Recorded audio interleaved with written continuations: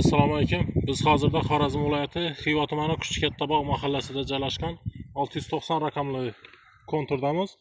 Ushbu konturimizda Xalq banki bilan hamkorlikda bir kontur bir mahsulot tamoyili asosida piyoz mahsulotlari yetishtirilmoqda.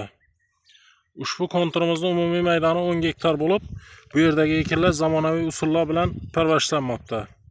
Hozirda ekinlar unib chiqqan holatda ekinlarni yetishtirish 140-150 kun davom etadi.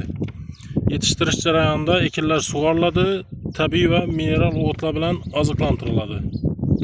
Ushbu loyiha 48 ta dehqon xo'jaligiga biriktirilgan bo'lib, har bir dehqon uchun o'rtacha 0,2 gektardan yer maydoni to'g'ri keladi. Loyihani samarali amalga oshirish uchun ushbu dehqon xo'jaliklarimizga lider tadbirkor Allabirganov Mashribota ishlab chiqarish kooperativi biriktirilgan.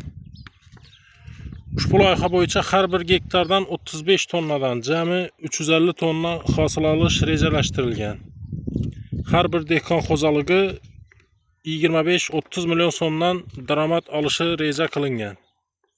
Mazkur ekinlar yig'ishtirib olingandan so'ng ikkilamchi ekinga ham yuqori daromadli ekin turlari ekish orqali yer egalarining daromadini yanada oshirish ko'zda tutilgan.